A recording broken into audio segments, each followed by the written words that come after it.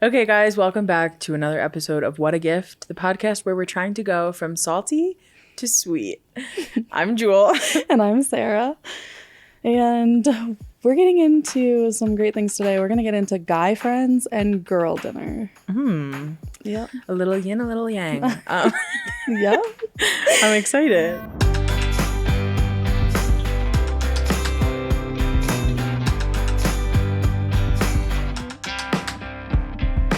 First, how are you? What's new? Here we are.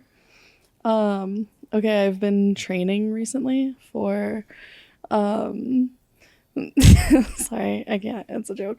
I've been playing a lot of croquet with my friends recently. Really? Did you ever play as a kid? Croquet? Yeah. No, because I was not raised rich. Me neither, but it's like, anyways. I associate croquet with like someone with like a sweater over their shoulders playing on the lawn of like a castle. Okay, I understand. Ours is not that. It's just basically comes in this bag and you take everything out and you put it outside. And, like, we've been playing, I become good friends with this group of guys and they have like this kind of just open grass area next to their house. And so we'll set up over there and play. And anyways, the other night we played at like midnight and we didn't think it was possible, but it was, and it was so fun. And then we had so much fun that night that the next day a group of us brought it to a park and we played, like, we like really expanded the course. But we like had silly jokes about like, oh, we're going on tour, like we're training for like, instead of like the PGA, it's like the PCA, the Pro Croquet. Whatever A is, association, I don't know. Wow. Yeah, I've never played. Anyways, it's super fun. It's really low key. You don't need a ton of skills, and even once you win, you can keep playing because your ball becomes poison and then you're trying to knock out other people.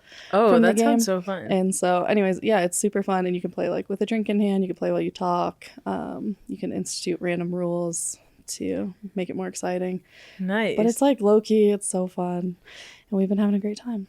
So, wow. Midnight croquet. Okay, I love that. I want to play. By the light of our phones. I feel like I'm really bad at mini golf. Like I'm not good at just like a gentle tap toward an aimed target. And you might love croquet because it's not a gentle tap. Oh, really? You have to really have to aim, but yeah, you got to. Okay, because I used to play field hockey and I can really wail on a ball. Okay. But like, if I'm playing mini golf, I will be the person who gets like a hole in 11 because I get like so frustrated. I'm trying to hit it too hard, like, and it doesn't go in. So wow, I want to try it. Yeah, that's how I've been doing. How about you? Okay, love it. I'm doing great. Just kind of chugging along as usual. Okay, Chris and I recently watched. Have you seen When Harry Met Sally? Not in a long time. An old classic. Yeah. Same. I had not watched it since, I don't know. I think I had maybe watched it once in college. Okay. And I actually like didn't love it at the time. But famously, I love You've Got Mail. I love, of course, if Meg Ryan is wearing a scarf in the middle of New York, I am sad. So we put it on, and it was so like, I mean, whatever. It's a silly rom-com. I wouldn't say there's anything too profound to it.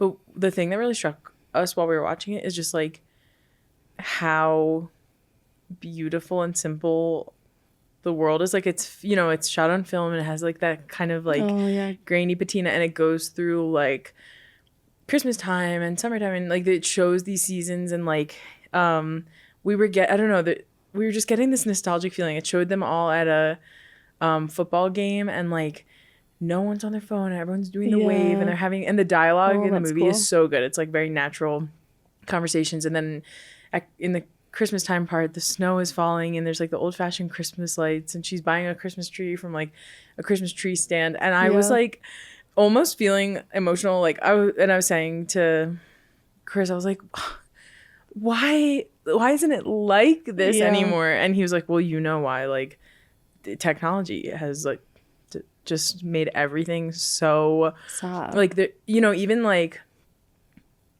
there's advertisements plastered on everything. There's screens everywhere. You're at a football game or a concert and people their phones are up. Like I know I feel like every episode I'm like having a meltdown about this, but it feels like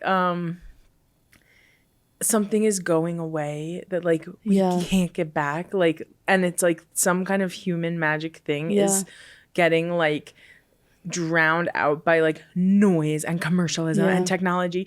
Anyway, so we were just it's just a fun little rom-com, but I was suddenly sitting on our couch like, wait, life used to, and I know everyone kind of romanticizes a previous era, and like someday when our kids are suspended in their AI pods, they'll look back on this time and think it's super romantic and amazing. But I don't know, it just feels like I feel this wistfulness for like, you know, have you seen like even online there's been a lot of nostalgia posts, like make Christmas feel like this again, you know, and it's like definitely like and they give you just like a pit in your stomach, and it'll show like a neighborhood street with like big colored lights, or like Halloween they show like a suburban neighborhood with, I don't know, like, or it's like feels... Christmas like an inside, like a living room, but like nothing's beige, like nothing matches, it's like everything is like homemade, so and it's homey. Like anyway, I just, it was giving me such a like homesick wistful feeling, but it was also, it's a fun watch, like like I said, the dialogue is like so good, and also with You've Got Mail and When Harry Met Sally, it's funny, like if you look at the leading men in those movies, they're like average, funky looking. No offense to Billy Crystal and Tom Hanks, but like, and I feel like now it's like these super manicured 6-pack Glenn Powell people, and it's like bring back like the weird class clown with the big nose, like as a like leading I feel man. like the last one was like Jack Black in The Holiday, right? Which was like breaking down barriers at the time, but and even like now, sorry, now I'm on a full Let it rant, rip. but like even looking at Meg Ryan and the actresses in it, and like they don't have big pillow lips and Botox and stuff, and they look so natural and normal, and I just I feel like everything has gotten out of very plastic and commercial, and we've lost some of the magic. I don't know, but there's still magic to be found. It's good to be aware of it. There's still gifts to be the first step is mined. There's a problem in our current landscape. Totally. So wow. Okay, so mixed bag of emotions here on the couch. I'm suddenly staring into the middle distance, like, what are we doing? Okay, so burning my phone.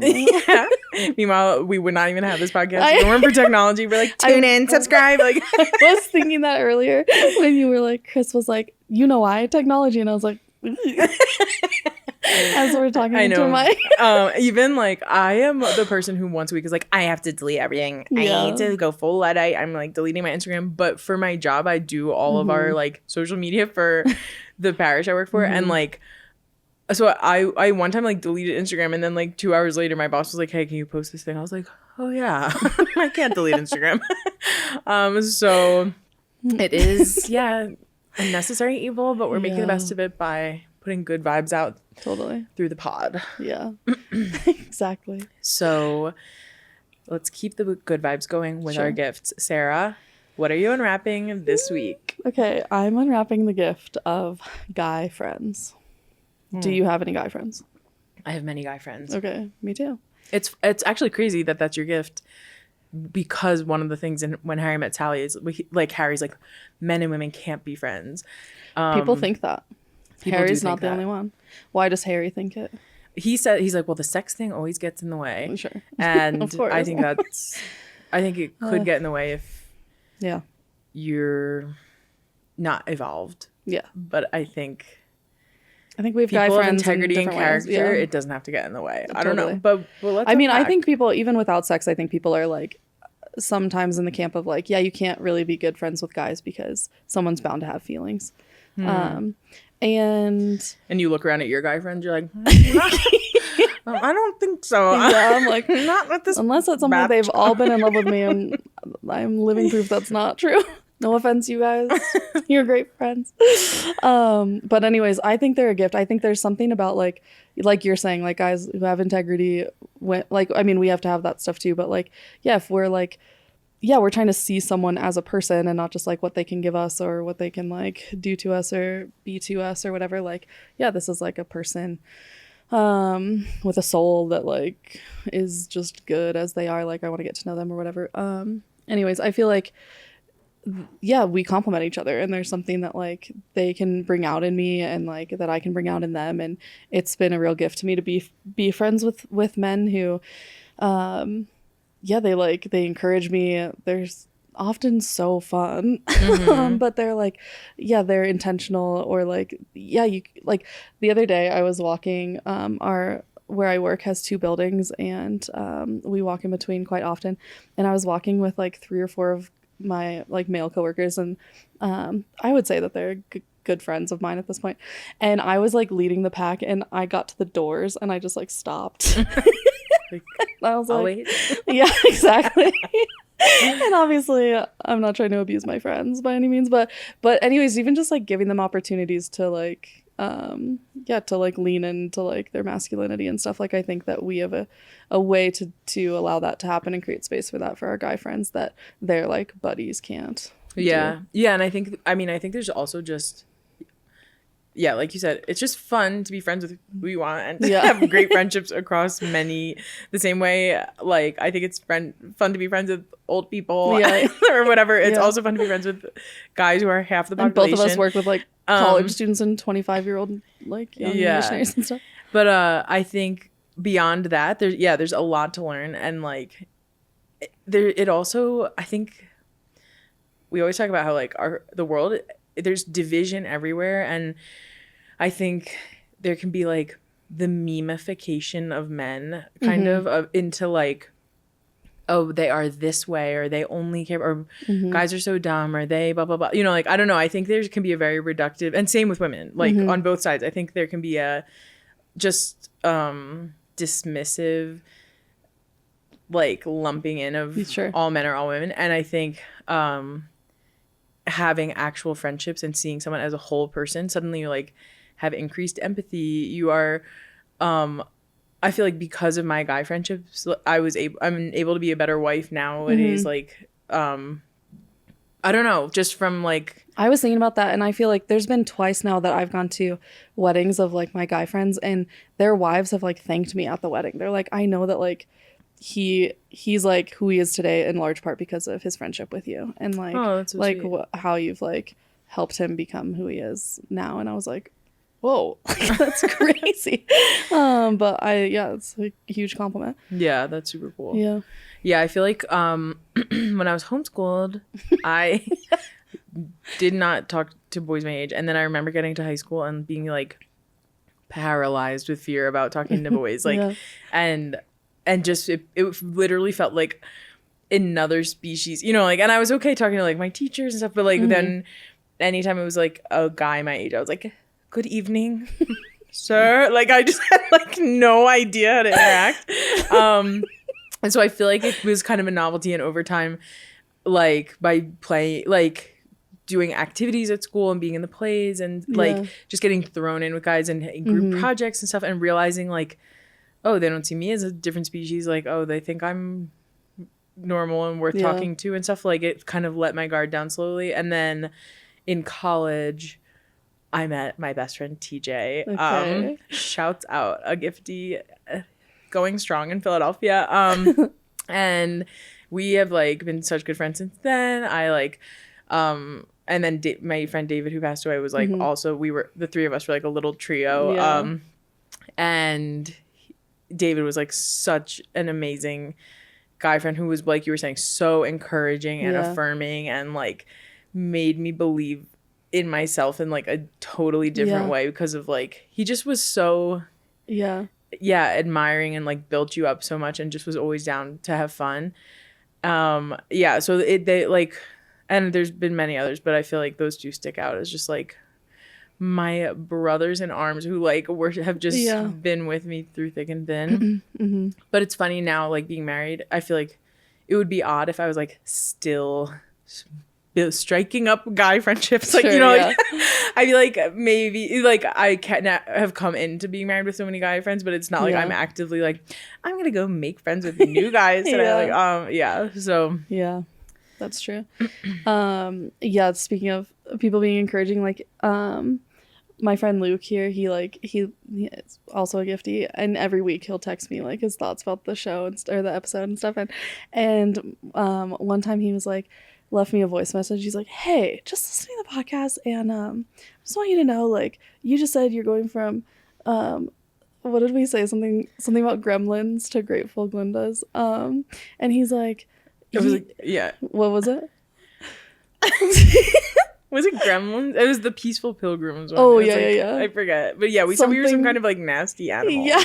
Yeah. And he's like, "You are not a gremlin. You don't look like one or act like one or whatever." And I was like, "Yeah, it's a joke, Luke." But also, yeah, it just like, I'm just like so appreciative sometimes of like when my guy friends like Luke, like they like speak into something. Like I'm just like gonna make a self-deprecating joke just because I think it's gonna be funny and make people laugh, but he's like, "Yeah, you like can't believe that, like that's not who you are, you know." And I'm like, whoa, like just like the love or the courage or the boldness that it takes to like do that, but also just like the kindness that it takes is like, you know, he just was like, "Yeah, that's not true. Just wanted you to know that. Okay, have a good day. I'm gonna keep listening." I'm like, "Okay, cool."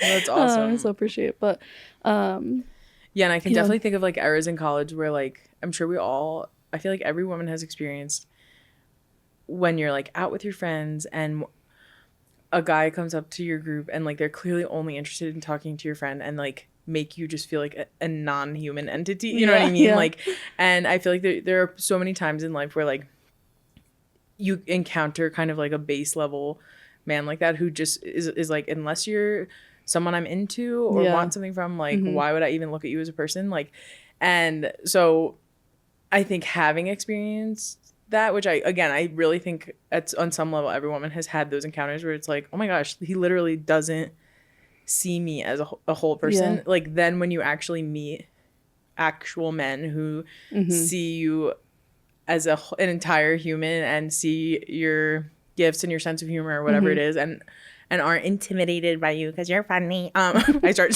sobbing. Just kidding. Like it's such a breath of fresh air and like, and again, so much fun to just be like, oh yeah, camaraderie exists. Oh yeah, it's possible to just laugh and have joy with people and not be like, have these dividing lines that are, limit us, I guess. Yeah.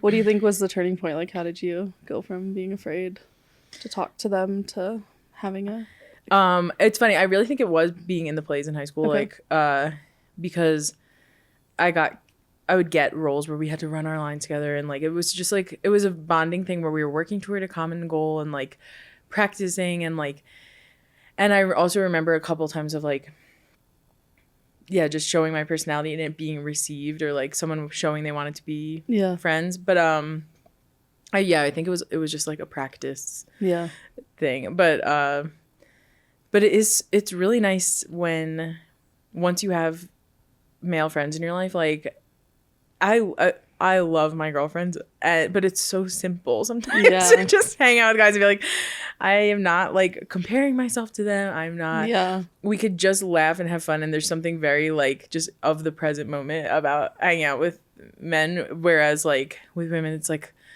what's our activity? And everything is so like, which is a total gift of having girlfriends, but like I think having a mix of both is the ideal. Yeah, like I love making a night of something. Like, okay, we're gonna get in our jammies. We're gonna like turn on this thing. We're gonna have these snacks and all this stuff. Yeah, but it's like order of ceremonies. It's that is like a whole separate gift. But I think I would agree with you.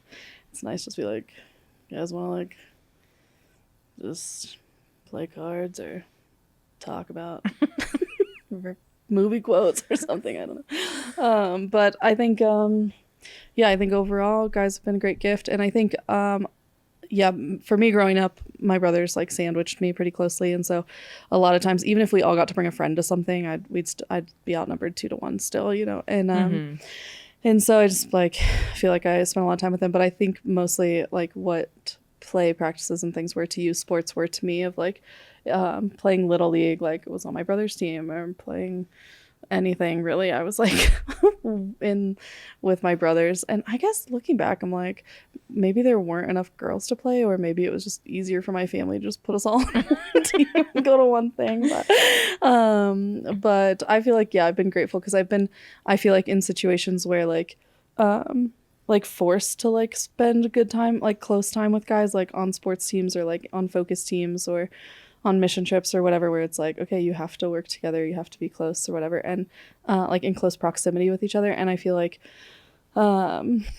yeah, I think that every time it's been nice to like have so much exposure, I guess, to like having male friends, because it's not like every person I talk to I'm like goo goo eyes at, you know. It's like, oh, right, right, yeah, like they're a brother unless they make a move kind of thing, you know. And so it's like there's just freedom in that, to think of these relationships that way, of like, oh, I can just like, I'm free to be myself, and totally, this is how it is. Yeah, it's funny you say the thing about doing sports with your brothers. My dad used to be like the Cub Scout leader for my older brother, okay, Anthony, and I was like in the troop. Like, we have all these photos, I guess they were like Weeblos or whatever, and there's so many photos of the Cub Scout troop like doing things with my dad in the yard, and I'm just like lined up with them. I wanted to be one so bad. And they like there's such a funny photo where they're like, they were learning CPR, and my aunt, who was a nurse, was like teaching them CPR, and I'm laying on my dad's workbench as they're like learning CPR, and I have like an oxygen mask on my face. Like, I just would do anything to be in with the Cub Scout group. So maybe that was my first foray to male friendships, and they were all like, your sister is so annoying, go away. I remember one time my older brother had his friend over, and I was just obviously so social because no one ever would come over, and I was really little, and like his my brother's friend was standing in our yard, and my brother went to get something, and I was like, so what do you want to do, to his brother, to his friend, and he was like, nothing with you.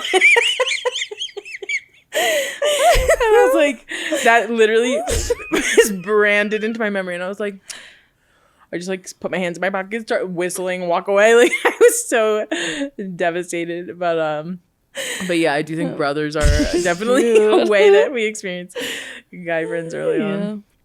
Yeah. It's a gift. It is a gift. What can I say? Yeah. Yeah, I appreciate them. Shout out all my guy friends. Love ya. Thanks for being gifties. Okay, what are you unwrapping this week? Oh wait, and one more thing. It's so fun when your girlfriends marry great people. I thought I was gonna bring that up, but I was like, oh, I've already spent so much time, I'm not going to. But I'm glad you did, because I couldn't agree more. Yeah, just like, first of all, it's just a joy to see a girl you're friends with who's amazing meet someone who deserves her, and then it's so much fun to be like, oh my gosh, like, it's like getting a new sibling or whatever. It's like, oh my gosh, like Morgan, my best friend, married such a great guy. Shout out to Dave. And like, now it's this double joy of like, I'm seeing my friend with someone great, and I met this great person, and like, we both love Morgan so much that like, I don't know, it's just like, how could we not be friends? Totally. Yeah, couldn't agree more. I love that. Yep. Yeah. Lucky us. What gift are you unwrapping this week? Sarah. This week I am unwrapping girl dinner.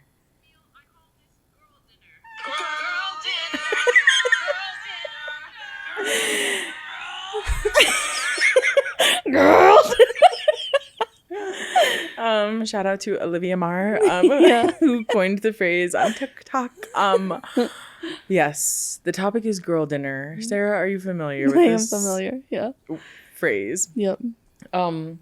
Okay, great. Well, we're going to get into it. I'm going to read the Urban Dictionary definition of girl dinner. Girl dinner refers to a simple, no-cook meal assembled from a variety of snacks, like a snack plate or charcuterie board. It typically includes items like cheese, crackers, fruit, and pickles, but it can be any combination of leftover or random ingredients one might have on hand. Okay. Perfect. So our producer Matthew was like, I've never heard of girl dinner before, but I've heard of girl math, and I was like, it's the same thing, just with food. It's like whatever logic we need to tell ourselves this is a meal. Exactly. Yeah, so What's been your experience? That's all I have to say. I just like the sound of guy friends and girl dinner together. I mean, I feel like one day anthropologists will study the charcuterie craze that gripped our nation like over the last decade. Yes. Am I like no, you're crazy? Right. Like, you're right. It's felt like suddenly every woman in America is pulling out like a huge wooden slab and being like, welcome to my charcuterie board. Meanwhile, Europeans are like, that's breakfast. Yeah, and I'm like, every woman in America, including and most of all me. I love a charcuterie board. And it's funny when you actually zoom out and look at what a charcuterie board is, and you're like, this is 10 pounds of cheese and processed meats with like 1 peanut and a sprig of rosemary. And it will be gone by the end of this party. Yeah. But something about it being like artisan cheese, you're like, it's fine if I eat a block of this. Yeah. So I feel like the charcuterie like subcategory of girl dinner, I'm a huge practitioner of. The first time I realized that I was a gifted charcuterist was Is charcuterist a word? My friend Mike and Jared and I were invited to a wedding. Okay. And it was kind of a DIY casual reception, and we basically get to the reception and find out like we are on the staff for this wedding, like perfect. And the groom was like, hey, can you guys just throw together a couple of these charcuterie boards, like cut to us in our like wedding attire in the kitchen, suddenly making full charcuterie boards. And for this, like, I was like, oh, I'm catering this event now, like. But it was so much fun because someone else had bought all the cheese and meat and stuff, like, and we had these huge boards and there was a time crunch and it was like this fancy event. So suddenly I'm like, it felt like I was channeling just talents I didn't know how. I'm making roses out of salami. I'm making like a beautiful river of prosciutto, you know, like anyway, so that was so fun, and making the boards just look like packed to the gills and beautiful. And so after that I was like, okay. And this was before I got good at cooking. So I was like, now if I go to a potluck or whatever, I'll bring a charcuterie board. Yeah. So that for sure is a love of mine. Are you a charcuterie person? I am, yeah. I actually hadn't made one in a long time. And then I had some friends over for dinner, and it was like, I was like making breakfast for dinner or something. But they were like going to the gym first and we were going to play games after. So I was like, okay, I'll make a charcuterie board that people can maybe pick out before and then definitely after. Right. And they walked in and they were like, oh my gosh, like you made this? And I was like, yes. And they were like, whoa, like most of it was gone before dinner. There was like nothing left for games. They like loved it. And I was like, yeah, I forgot. I was like kind of good at this, and like they are pretty good. Yeah. They're just fun to make. And it like doubles as a centerpiece and a snack, which is fun. But I feel like any kind of thrown together no cook dinner, it's fun when you just decide like that's the plan for tonight. Like like Chris has started, he has like a job that sometimes he has to work in the evenings, and so it's like, well, we're not gonna have a sit down dinner, like I guess I'll scrounge around like a little squirrel instead. Like, and I'm definitely like, I feel like Caesar salad is a big component, a big part of girl dinner. Are you a Caesar head? I can get down with Caesar. I live for a good Caesar salad. I love one that is anchovy forward. Ice cold Caesar, freshly shredded parm, like a really sharp anchovy-ish Caesar dressing. Okay. Is so good. A chicken Caesar wrap I feel like could also fall in girl dinner. But it's funny, the biggest consumer of girl dinner in my household is Chris. He is somebody who, like, if left to his druthers, like, would just eat dips with random crackers and carrots, like, forever. Like, he chicken loves sausage, hummus. maybe. He'll just, like, I'll be like, what? If I go away on a trip or something, I'll be like, what did you eat? He'll be like, just dip. I'm like, say more. Like, and I've even, like, walked through the kitchen sometimes, and it's just, like, he'll have like 2 to 3 dips and some saltines and a couple things, and that's just like it's what he wants to eat. So that is girl dinner. Yeah, so he's a big girl dinner Wow. eater. I feel like another maybe version of girl dinner is like when you eat in weird places. Like you just like the other night, our friend Lizzie came over and it was me and Courtney and Lizzie, and we like didn't leave the kitchen. Like I had like made soup and they came over and we just dished up the soup, and then we were like already chatting in the kitchen and stuff, and then the first person just sits down on the kitchen floor, and then the rest of us follow. And so we're as all we were talking, I was like, the kitchen's not that weird of a place to eat dinner. Yeah, you're right. No, we just sat on the floor in the kitchen. Oh, that's and fun. We just chatted and yapped, and that's the same thing, and ate our soup. Wow. Yeah. There's a scene in You've Got Mail where Kathleen Kelly eats soup on the floor, and I remember as an impressionable youth being like, I will eat soup on the floor. Yeah. So you were channeling something We were, yeah, really special. for sure. Yep, it was really nice. It was like kind of like an iconic girl moment. I feel like we all just like looked at each other. We were like, Courtney, I could tell she was just like loving it. She's Yeah. like, I love that we didn't leave the floor, that we just like sat here and talked, and I'm Oh like, my gosh. I did too. Good for you guys. I sat on the floor for 1 second. I'm like, every joint. Well, the funniest part in is agony. how it ended was we had finished our soup eons ago, and we're like still sitting there. My back is hurting, my butt is hurting, like my legs are falling asleep. I'm like, get me off this floor immediately. And so I like turn around to like lay down on my stomach, like like propped up to listen. And as I'm like spinning and like getting position, Courtney's like, should we move to the couch? And I was like, I was like, yeah, that's probably a good idea. And Lizzie's like, just as you laid down, I was like, that's fine. I should have just said we can't go to the couch. Maybe fully committed to laying on our kitchen Courtney floor. liked the kitchen floor so much, I like didn't want to disrupt the vibe. But That is so funny. moved to the couch. I know we like were on retreat with the students a couple weeks ago, and my little small group, they're, you know, we scattered to like meet with our small groups, Yeah. and they all sat down on the floor, and I was sitting down for like 3 minutes, and I was like, hey guys, next time our small group meets, can we be in chairs? I'm actually dying. Another like- thing I've done recently is everyone wanted, like, I was like, hey, does anyone like want to go up to this like park that's kind of up on a bluff? And I was like, we could watch the sunset. I was like, you could just like, let's pick up dollar menu stuff from whatever. And it turned into like someone brought random stuff from Taco Bell, from McDonald's, and from somewhere else, and like we went and everyone just like kind of took what That's they wanted. so And fun. it was fun. Yeah. That's super fun.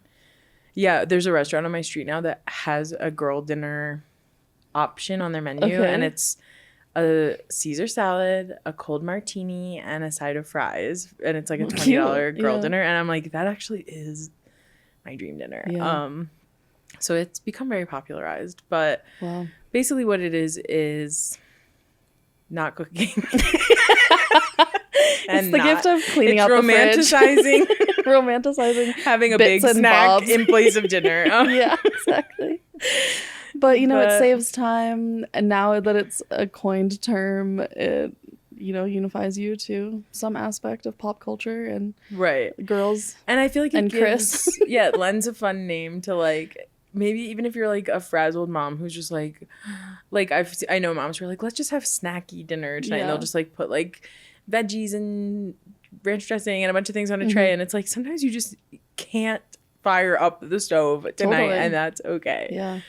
Yeah, that is okay. So lean in. It's girl dinner, gifties, and you're still feeding yourselves. So Yeah. in the end, it's a win, Yeah. and it's fun. So call up your guy friends, dish out some girl dinner, and have an amazing night. Perfect. Well, this has been great. That sounds been great. What should we do for our final segment today? I think we should bring back one of the faves, the gift of perspective. Yes, the gift of perspective. So we'll each pull out an artifact, an entry, a post from our past, and just kind of ponder it. So, Sarah, what's your I have pulled blast out from the past? I pulled out a newspaper from 2005, which really ages me. But we have the Stars and Stripes. I don't know if you can see that. But Okay. this is the military newspaper, so it goes out on base. And so this is the European one, the UK edition specifically. And this is me. Okay, so for those listening, Sarah Yeah. is holding up Sorry. a tattered British Navy newspaper, and pointing to a photo. of me playing American football. I was on the American football team in high school. I have to say that because I was living in England at the time, Right. but I was going to school on base, and I was the only girl on the team. And anyways, there was a day where a reporter came and he like interviewed my coaches and my teammates and me and stuff, and it all ended up in this like half-page newspaper article. And we will post photos to the Instagram for those who are listening. Gen Z, this is a newspaper. If you're watching, if you're not watching, pull it up, look at it. Okay, let me see. A thing of the past. So this is... Okay, it is the burliest little football player in full pads and a helmet. And the headline says, Gridiron Golden Girl. Whoa. Okay, Yeah. like this reporter was like, I'm penning the next feel-good sports movie. Totally. So I played offensive line in high school, which are the people, when there's a quarterback on the field, they're protecting the quarterback for our non-football gifties.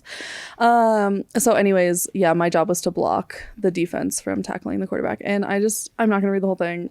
I will save you, but I will read the most embarrassing parts because that's what you want to hear. So I'm quoted by saying, "I've been told I hit pretty hard," said Sarah, who is 5'7" and weighs an undisclosed amount. I can't believe they put that in the newspaper. Me neither. Mortifying. Okay, we're gonna fast forward to the end. So,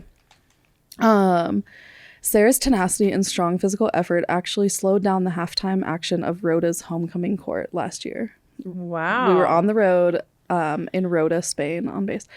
Okay. In the second quarter, the team's inside linebacker tried to force his way to the quarterback, only to meet up with Sarah on the line. The linebacker was taken off the field, and during halftime, she found out he was the homecoming And during king. halftime was pronounced dead. He was pronounced homecoming king, actually. Wow. And so this is a quote for me. "He had to limp on the field with his cheerleader queen," I said. It felt kind of bad, but at the same time, it was great. Wow. Yeah, so embarrassing. And then it talks about how I'm moving because my dad got moved. And then it says, "Softball's her favorite sport, so football will have to take a back seat. But she said she'll have fond memories of the gridiron. I like getting to hit someone," she said. Oh my God. It's just fun. Which I'm like, who is this girl? Like, That is actually iconic. is the fact last it's in thing the that I wanna newspaper. do. Can I see? yeah. I'm like, that's the last thing I Oh want to my do. right gosh, now. this photo of you is so cute. And what's funny about how intense it makes me sound, which is not much, but I talk about hitting people twice in the article, which is silly. Right. But anyways, I wasn't aggressive enough to play defense. Like my coach never let me play defense because I wasn't aggressive enough. But Well, it apparently- sounds like you really held your also own. the most That's embarrassing amazing. part is read the shirt that I'm wearing. Oh, I And- saw it. Sarah. It's a photo of Sarah with French braids looking so cute, and it says, "Kiss me, I'm Irish." Wow. Ew. I mean, when you're the only girl on the team, you gotta. Yikes. So anyways, that's a That's gift so of perspective, funny. you guys. Anything can happen, and be who you are, I guess. Wow, and you might make the paper. I love it. Yeah. Okay, mine's boring. It's just like a short little entry. We're back in my beaded journal, unfortunately. It hasn't missed yet, so I don't know why you're prefacing it like this. There's lots of Okay, I bookmark found it. treasures in here. Sorry. Okay. Oh, illustrations. Oh no, those are not going to be shared. Okay, so this was in 2004. Okay. So when was your newspaper article? 2005. 2005. Okay, so across the ocean, another young girl who broke the mold was writing in her journal. Okay, this is very short. February 17th, 2004. If I had 5 wishes, this is what they would be. 1, to be skinny. We've all the universal wish. 2, for Matt McGee to love me. 3, have beautiful, perfect hair. 5, to have my own TV show. And Close. 6, to get to heaven. Oh. Oh, wait. Was that 6? Wait. Why did I say 6? 5 I skipped wishes. one. 1, to be skinny. 1, to be skinny. 2, for Matt McGee to love me. 3 to have beautiful, perfect hair. Okay, I just miscounted. 4, sorry, to have my own TV show, and 5 to get to heaven. Wow. It's crazy that having my own TV show is what I'm closest to having out of all of those. But here's holding out hope for the others. Well, wow. Girl dinner will help you get number 1. All right, let's close down. Gifties, this has been, you never know what you're gonna get with these eps, and we always love having you with us. Don't forget to rate, review, subscribe, follow, share with your friends. Yeah. Follow both of us on Instagram. I'm at Copacabana. The O is a 0. And I'm at Sarra. And remember, gifties, as always, life is a gift. So receive it.